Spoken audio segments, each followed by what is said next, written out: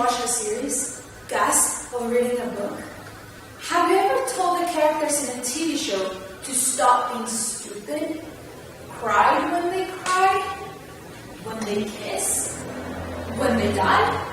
If so, I'm afraid to tell you that you're prone to creating attachments towards fictional characters. Yes, some people might tell me that in TV shows, the actors in the show are real people.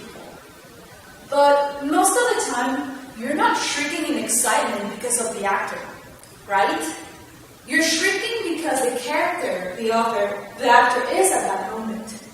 Your attachment is mainly directed to the character, may it be real or not. This feeling's vary. Some feel a liking towards fictional characters. In a similar way, they feel attachment to a friend. We want them to surpass their challenges and reach happiness. Others, though, go far and beyond. They reach the point where they salivate at the mere knowledge that an author is about to release new information about a character, about her waifus or her scandals. Well, we will be talking about the debates that have sprung up around this topic, the psychology behind our attachment to fictional characters, and what happens when these emotions turn into an obsession. First, we need to have an overall understanding of what growing attached means. Attachment is represented as a strong feeling of being emotionally close to someone or something. This emotion tends to grow as the person learns more and more about the object in question. A wanting to be with that person or thing is born, and they constantly wish to know more about who or what they are. Mind that I'm not just talking about attachments from one person to another, but from a person towards an inanimate object. For instance, when I was in high school, my science teacher decided to make a little experiment with us. She bought some simple oranges and gave one to each student. Without truly explaining what the purpose of it was, she told us to study the orange and figure out what made it different from the rest. Even now, I remember my orange had a strange deformity near the stem and some discoloration on one of the sides. Then, the teacher told us that we needed to give the oranges back. And, you know what? I did not want to part with my orange. I had grown attached to it just by learning about it and being able to differentiate it from dozens of other oranges. I took the orange home. Sadly, my mom ate it. Regardless, some people develop attachments toward inanimate objects. Within minutes of encountering, actually, which leads me to the question: how real are our feelings towards things that are not alive? Imagine something that is not alive, but appears to be. A fictional character seems to have emotions, even if it may not actually have them. It moves and reacts to its environment, and maybe in video games it can even interact with us. You may be able to touch an orange. I'm not one of these characters, but you will never know how an orange actually feels. So, do these feelings develop with an augmented strength when it comes to fictional characters? Perhaps it is the same. Perhaps it is more powerful. It could be that our feeling towards fake characters and towards real people are the same. Or it could be that we merely think we are attached to them. So, what exactly are our feelings? It truly depends who you ask. So, are these emotions real? Debates over this have been stalking psychology for centuries now. Many theories have risen to try to understand this emotional response. One of the most important theories is the paradox of emotional response by fiction. This was created by Colin Blackford. Within this theory, three premises are brought up. People are capable of having irrational emotional responses to characters, objects, and events that they are actually aware are not real. However, in order for a person to be moved by something, They must believe that it truly exists. Finally, if a person is aware that a fictional character is not real, he or she cannot believe that a character is real. It is, I believe, quite easy to see that this is quite a paradox. Rapport only seems to bring forth more questions than answers. Luckily, theories have come in that both feed and refute the paradox. The most prominent at this moment is the pretend theory. This theory was proposed by Kendall Watson and denies premise number 1. He claims that people don't experience real emotions towards fiction. Instead, our feelings are quasi-emotions. He explains that our feelings are actually make-believe and that we are the ones who decide to feel something towards something fictional in this case. This theory claims that a person is capable of deciding whether to feel or not. But this is not true. When a person or a character, they're not immediately thinking, hey, I know this character isn't real, but I'm going to love him. No. We are not capable of just turning on and off our feelings. Now, there's a term called a leaf that might provide a much realistic view that encompasses not only fiction, but many other things. Unlike belief, where you consciously know something to be true and act according to that, a leaf is attached close to our primal instincts. For instance, let's say that we are walking on a skywalk above the Grand Canyon. We believe that this incredibly strong glass that we can step on and not fall to our deaths. Heck, we can see that people walking out on that skywalk platform, and yet we believe that we will fall. Our hands get sweaty, our legs shake. We believe we are safe, but we believe that we are not, that we will die if we step on that bridge. We might call this instinct, automatic and irrational responses that we cannot control. In our case, we find ourselves reacting to a character we believe is not true, but we are believing it. And so, without our consent, we may develop emotions towards it. Despite all these contradictory theories, one fact remains. People are capable of feeling something towards a fictional character. And yes, these emotions can feel quite real.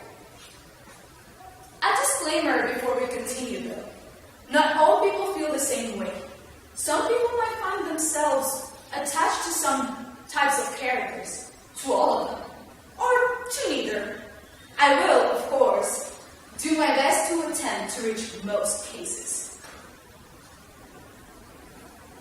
Now that we know real attachments exist, and that we can become attached to our favorite characters, let's focus our conversation with the idea of beliefs. Just as most things in psychology, there are constant debates on this, but upon researching, I have discovered a deadly flaw in most of their theories. For instance, they say that the reason that people grow attached is due to how real the character looks. This was specifically targeted towards video game success, but the opposite is quite obvious.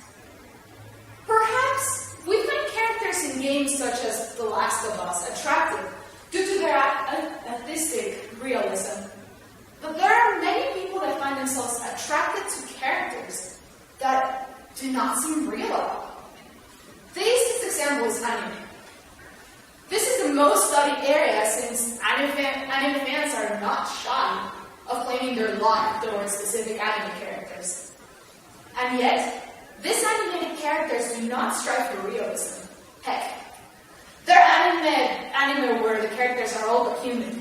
Cat girls, chimera, dragons, mermaids, flying cats and dogs. You get the idea. Because of this, the way a character looks cannot explain why a person becomes attached to it. We need more. That's just not going to work. This time, let's go back to human psychology to try and find more viable reasons. If we suppose that our feelings towards fictional characters can be compared to to our feelings towards a real person.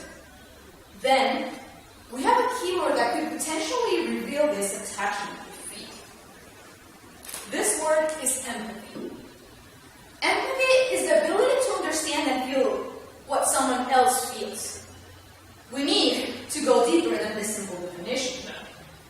Part of how empathy is known is our ability to get to know someone else. In a fictional character's case, a person can get to know them much better than they would any real-life person. Even then, a character's creator does not necessarily have to tell us everything about a character. That is just not viable. In real life, when we get to know people, we do not learn everything about them. We must imagine what we do not know and fill in the gaps with what we know. Our personal experiences, ideas, emotions, expressions, they're just things that we use to fill up those empty spots. In a way, we place ourselves into other persons, and hence, we reflect ourselves in that person. When it comes to fictional characters, we are forced to do the same thing. We give the characters a piece of who we are to bring them to life in our eyes. It is for some people like some characters, while other people do not.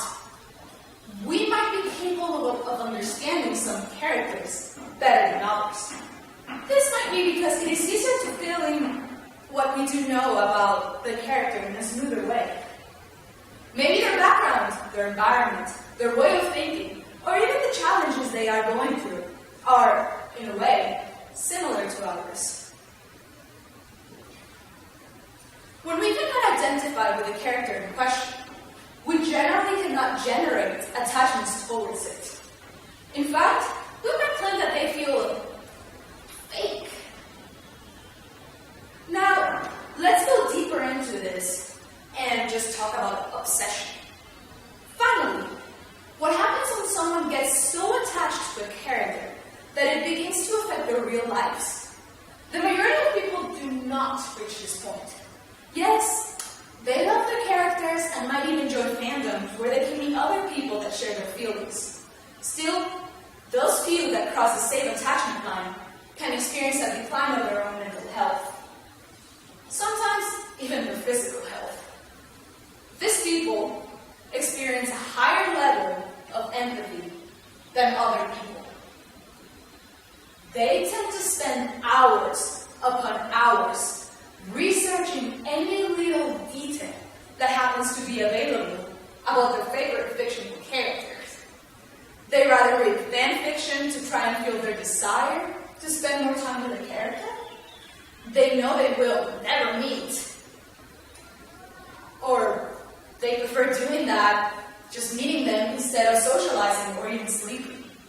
In fact, the knowledge that their character is not actually real and that they will never interact with it may lead to depression. When a book ends, many people feel sad or dissatisfied. The true fangirl does not. It is a thorn to the heart knowing that, well, it's over. You can rewatch the series or reread the book, but it really is over. There will be no new content about the character, no new canon information. Some fangirls and fanboys have expressed this feeling as a loss of their goal in life. They feel lost without their character, and they feel alone. A breakup they can do nothing about. Nowadays, authors like George Martin have received death threats after the death of their favorite characters. I have a few examples with this particular author, but I do not want to give you guys any spoilers. Apart from depression, an obsessed person might find themselves searching for isolation without really thinking about it. It is, of course, important to point out that there are times where these psychological issues are not the effects of obsessions. Instead, the obsessions might be the effects of these psychological issues. If you are depressed, have issues socializing, or even feeling a great amount of stress, you may find comfort with a fictional character. After all, they do not judge. It can be a vicious cycle, though, and your mental disability may be enhanced due to an ability for the character to actively look for you. I would really like to talk more about that, but sadly, we really do not have enough time. In conclusion, though, in a simplified manner, the more empathy you hold, the more likely you are to become attached to a fictional character. You simply understand them. You want to know more about them. You want to see them surpass their personal challenges. Sometimes, you can say that you hope the story ends badly, that you do not enjoy the cliche everyone lives happily ever after.